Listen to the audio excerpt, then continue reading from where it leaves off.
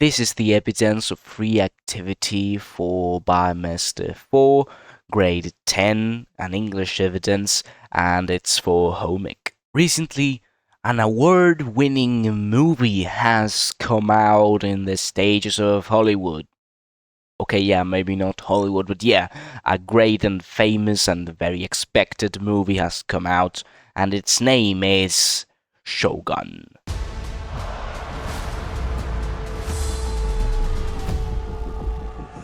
Well, yeah, they made this movie from the book, the original book of Shogun, James Clavell's Shogun. And I would rather say that books are always better than movies, although I would have to get the view on this movie. I haven't watched it yet. And after reading the James Clavell Shogun, I can assure that I loved the novel, and I really would like to see it in a movie. But since everyone is just talking about the movie and the actors and the cast and all the rest, I decided to make a review about what everyone forgot about, the book. So, first of all, what the hell is even a shogun, and why is it the title of the book? Well, to those that may or may not know, shogun is an old position, an old Japanese very powerful position, which was pretty much the highest honor a mortal could get in the Japanese medieval age, which was in the 1600s. And the shogun was basically the most powerful person that could be in Japan after the emperor. Usually, if there was an emperor and a shogun, it was obviously the shogun who had the actual authority, who was actually in charge, but the emperor was technically over the shogun. The shogun is more like a prime minister, in the prime minister's relationship with the king. The king doesn't take any decisions.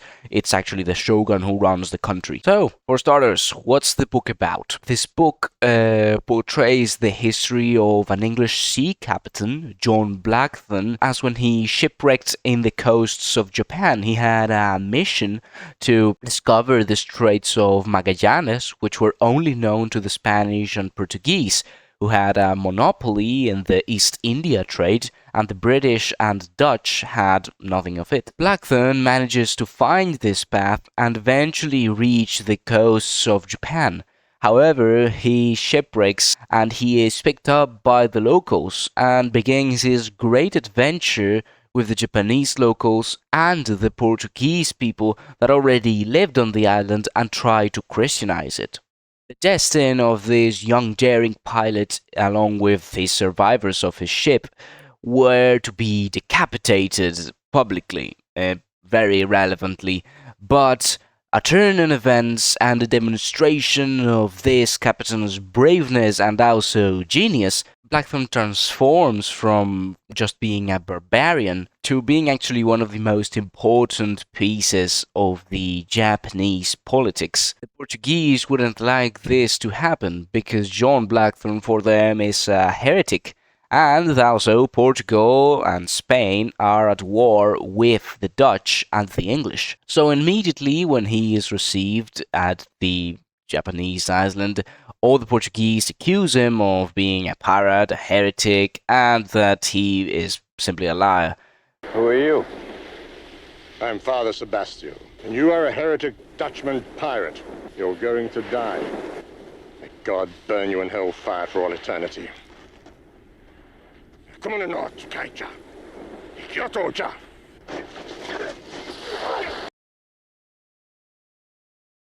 Now, this novel actually portrays a character of real life, John Adams, who was the actual historical character that John Blackthorne represents.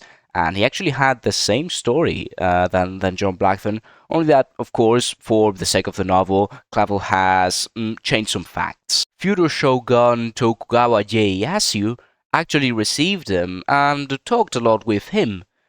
Eventually, he was convinced that Adams was a very important person, a very great mathematician, and knew a lot about the seas and foreign trade.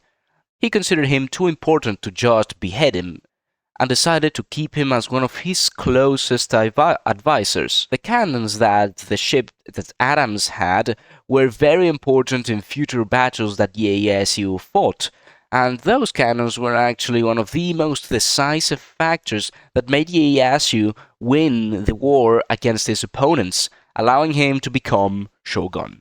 James Clavell's novel actually pictures all of the facts really, really good. In fact, it's very detailed and actually historically accurate. Adams was adapted perfectly to the culture. He learned the language and he even got married and had children. Same happens with Blackthorn in the Shogun novel. James Clavell's ability to tell stories and to reproduce them just like if you were watching a movie are very, very great. I got really hooked up on the book. It's a brilliant book. I wouldn't know how to criticize his novel. In fact, I think it's actually the perfect example of a great novel. It has great components of all the facts that you would like in a historical novel. It has great action scenes, great tension scenes. Not only that, but you are also able to get introduced to Japanese cultures and even a bit of Japanese language.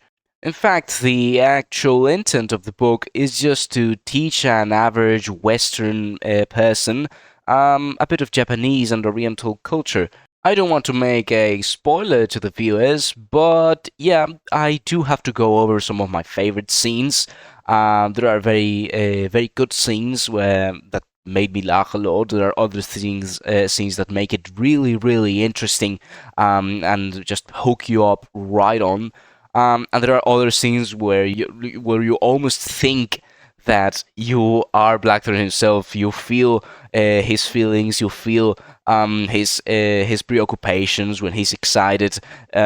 It's really easy to get yourself immersed into the story as the main character. There is, though, one great historical drawback that makes Shogun not a great novel, apart from all the other things I already mentioned, and is that it has ninjas.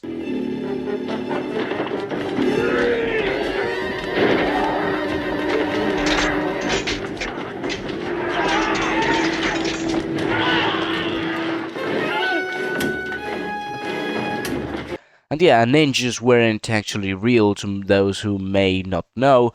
Ninjas were just a Western superstition about Japan. Although I do think that being a historical novel, well, ninjas do make it a lot more exciting, and I really enjoyed the scenes where they take part. And describing a little the main characters, you get, of course, John Blackthorn, who you literally get personified with him. It doesn't matter who you are or where you find yourself.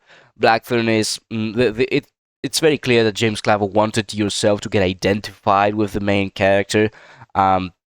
He's usually very daring, but also a bit strange to most of the Japanese. His European cultures stop him from actually being the true Japanese that he's always seeking to get. He's usually very interested in the Japanese language and cultures, except that he has a great disgust for the weirdest Japanese cultures. Also, Blackthorn is known in the novel as Anjing-san because, well, it's very hard for a Japanese natural to pronounce his original name, so they just decided to put him the name that would be a captain or a sea captain, Anjin.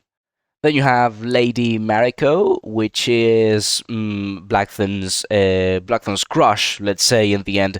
Even though in the end Mariko is her translator, the one who teaches him all this stuff about Japan. Of course, not from the beginning is that their relationship starts, but it builds with time. And she is pretty much a very important person in Japan. She is one of the servants of her Lord Toranga, which is actually the personification in the novel of Shogun Ieyasu. Then I already mentioned Toranga, which is this great leader that the Japanese have. He's not a shogun yet, but he will become just as Ieyasu did, and this will be the cause of a great civil war between him and the general Ishido, which is his counterpart. Ishido can't become a shogun because he's not part of the Minowara family, but Ishido is a samurai and will fight for the control of Japan. Turanga is cold and calculating. He always knows the moves that his enemies are going to do, and he always thinks a lot about the actions that he is going to take part in. Turanga is probably the wisest man in the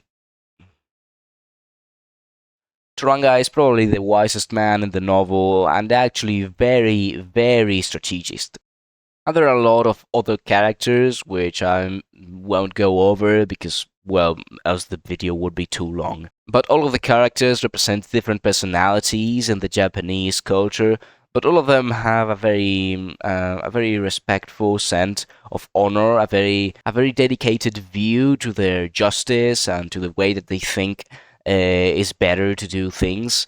There's a great emphasis on the loyalty or on the treasons, and in Japan, being a treason of your overlord is kind of a great dishonor for you. But yeah, overall, this is a book that contains treasons, friendships, loyalties, etc., etc. So yeah, I would really recommend to read it. And still, I think books are better than movies.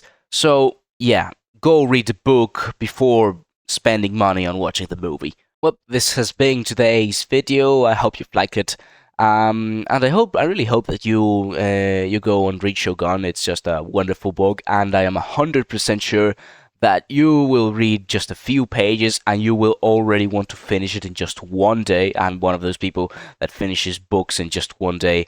I just swallow them whole. And especially when they are very interesting and they are historical novels. You guys know I like history. I already made videos about history of the world, probably. But yeah, when it's about those things, it's real interesting to see books and novels, even though they aren't fully truth. They also introduced me to the history of Japan, parts of history I didn't even knew. So yeah, that was really, really knowledgeable. Being this said, I will take one last warning for you, and is that if you, by the end of this video, you still think that movies are better than books, you're going to turn crazier than John Blackthorne himself.